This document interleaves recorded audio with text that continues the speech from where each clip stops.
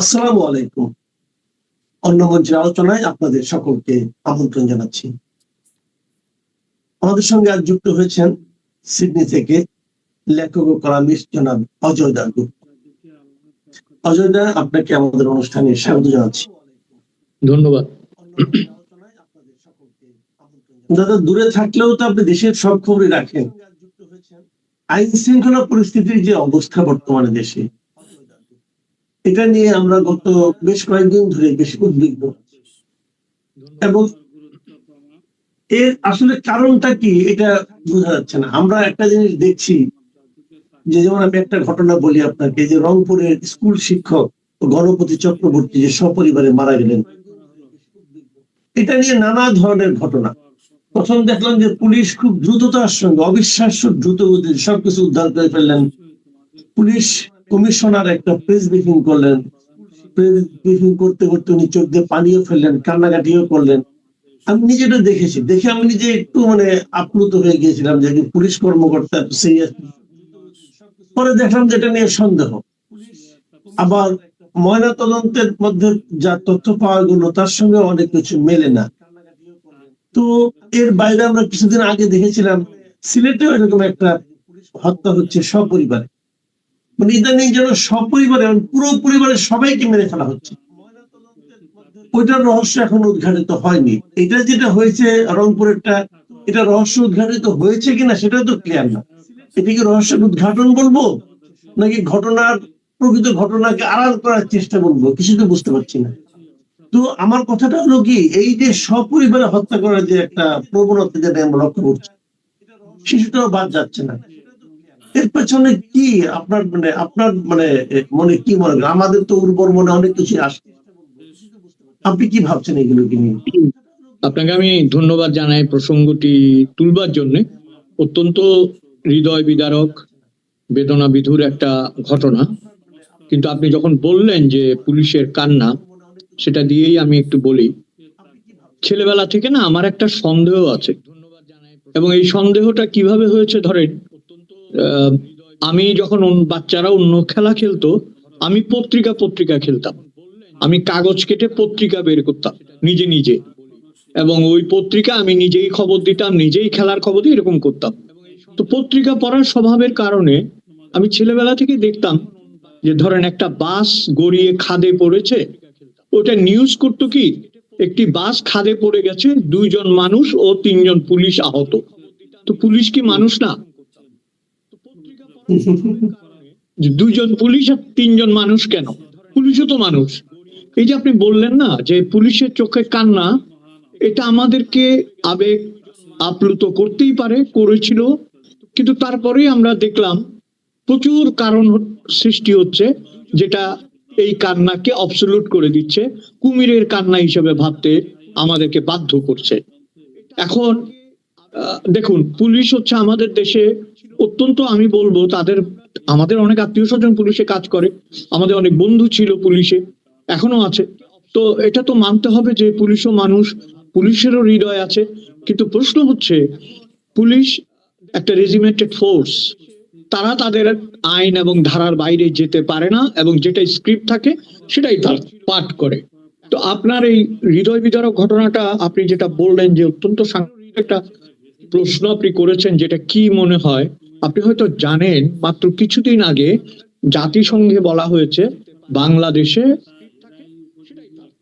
জঙ্গি গোষ্ঠীরা আবার চেষ্টা করছে তৎপর হবার জন্য, তাদের কাছে রিপোর্ট আছে এবং সংগঠিত হচ্ছে দেশের আনাচে কানাচে। এই যে বললেন পরিবার সহ মেরে ফেলা, একেবারে আমি যদি খোলামেলা কথা বলি, যে বাংলাদেশের সংখ্যালঘুদের উপর যে নির্যাতনটা হচ্ছে, বিশেষ করে হিন্দু সম্প্রদায়ের উপর, এইটাকে আপনি স্বাভাবিক প্রক্রিয়া বা বিচ্ছিন্ন ঘটনা কোনোটা বলার কোনো কারণ নেই, কিন্তু অত্যন্ত লজ্জাজনক। এবং কোন পরিস্থিতিতে গেছে দেখেন, যদি আমরা একটু রূপক অর্থে বলি, মেয়েটির নাম ছিল আগামী। আগামী মানে ভবিষ্যৎ। আগামীকে শেষ করে দেওয়া হয়েছে, ভবিষ্যৎকে শেষ করে দেওয়া হচ্ছে বাংলাদেশে। আপনি দেখেন একটা স্কুল শিক্ষক, রিটায়ার্ড, 65 বছরের বয়স তার, যা দেখলাম তার ওয়াইফের বয়স 50+ বা ইত্যাদি। তো সর্বনাশ হচ্ছে। শেষ যে রিপোর্টটি, ডোমের যে সাক্ষাৎকার 71 টিভির সাথে, ওটা আমি শুনলাম পুরা, ডোম মানে তো জানেন যে যারা মরা পোড়ায় বা মরা সৎকার করে তারা।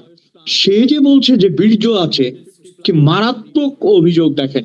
বলছে মেয়েটির এবং ভদ্র মহিলার ভেজাইনাতে বা যাই হোক, আমরা এইসব শব্দে যেতে চাই না, সেখানে যে পাওয়া গেছে আলামত, মানে এগুলো মানে কি, মানে হচ্ছে ধর্ষণ করা হয়েছে।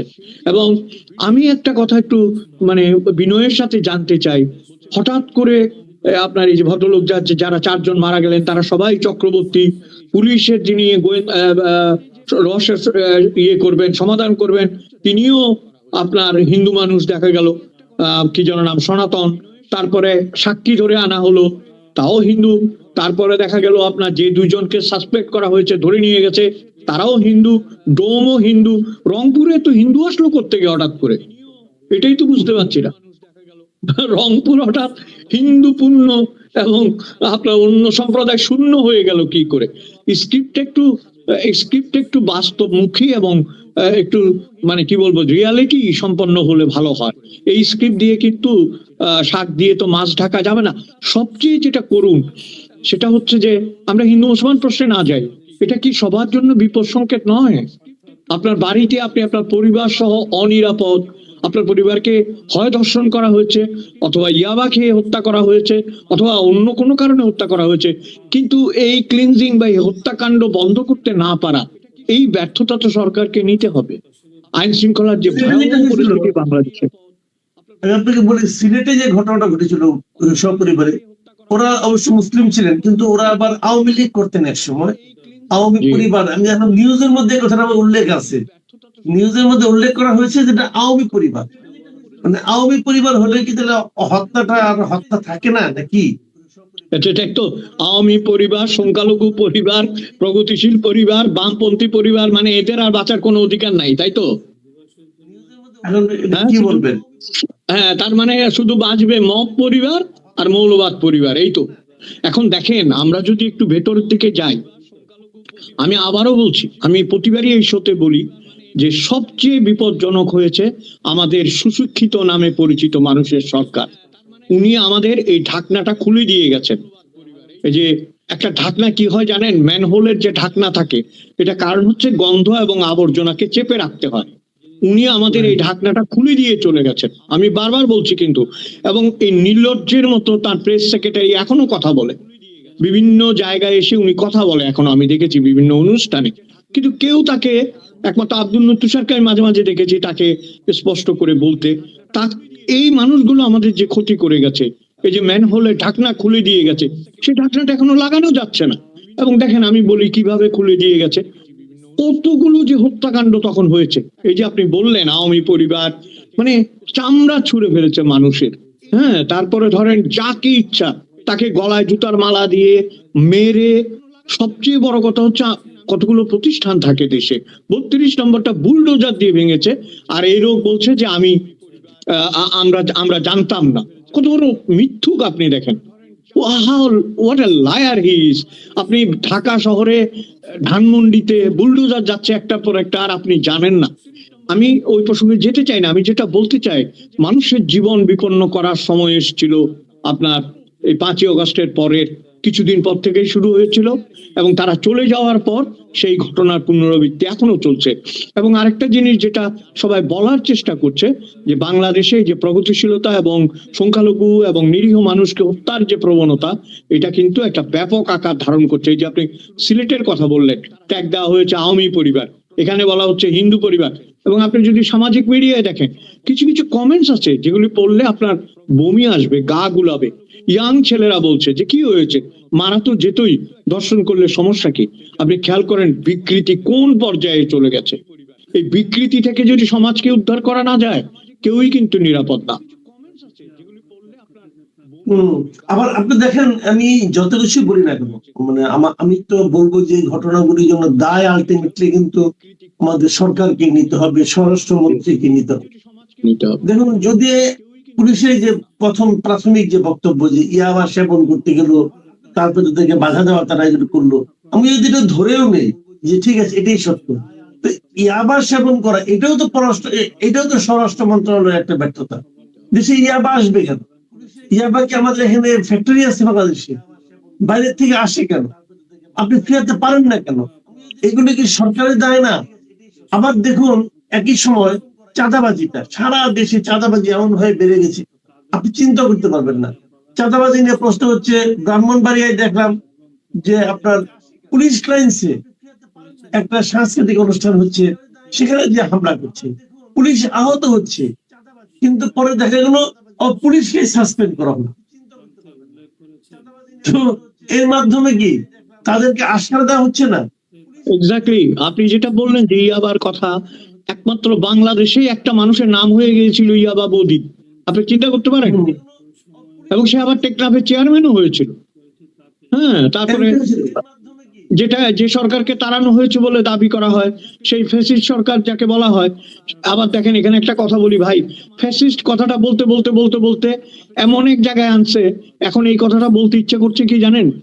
আপনাকে যদি ভাই এখন আমি সুযোগ দিই, ইতালিতে যাবেন, লাভ দিয়া বলবে ভাই আমার পাসপোর্ট আর টিকিটটা আপনি করে দেন, আমি আপনারা টাকা দিতেছি, আমার ইতালি পাঠান।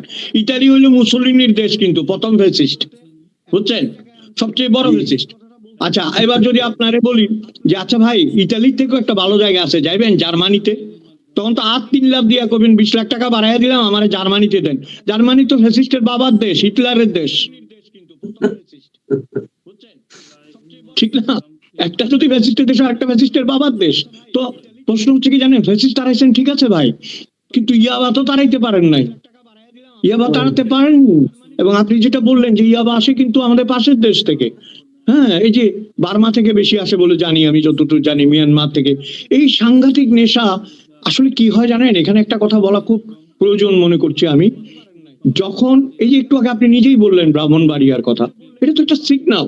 গান বন্ধ করে দেওয়া, সঙ্গীত বন্ধ করে দেওয়া, এবং আমাদের যিনি নতুন তথ্যমন্ত্রী হয়েছেন আন্দালিব রাশিদি, কি যেন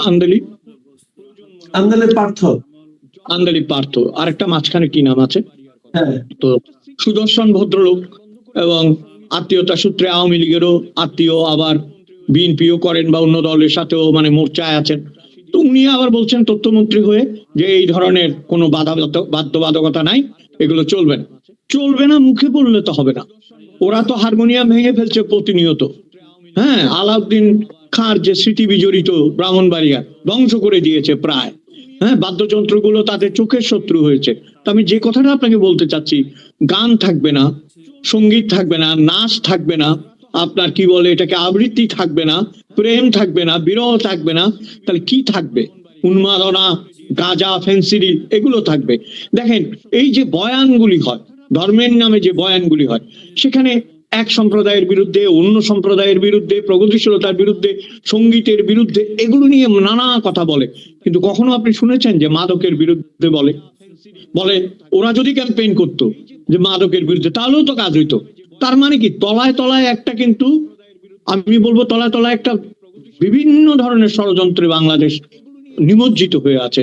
এবং এই যে গান বাজনা, এগুলি যদি প্রোটেক্ট করতে না পারে বিএনপি কি ভুলে গেছে যে বিএনপির যিনি প্রধান, যাকে মুক্তিযুদ্ধের ঘোষক দাবি করে তারা রাজনীতি করছেন, সেই ভদ্রলোক, আমাদের জিয়াউর রহমানের কথা বলছি, প্রথম বাংলাদেশ আমার শেষ বাংলাদেশ, তারপরে সূর্যোদয়ে তুমি, সূর্যাস্তে তুমি, এগুলি বিএনপির সিগনেচার সঙ্গে পরিণত হয়ে গেছিল, যে কারণে আওয়ামী লীগের আমলে এইসব গান বাজানো হতো না। আওয়ামী লীগের যেমন জয় বাংলা, বাংলা জয় ছিল, এদের ছিল।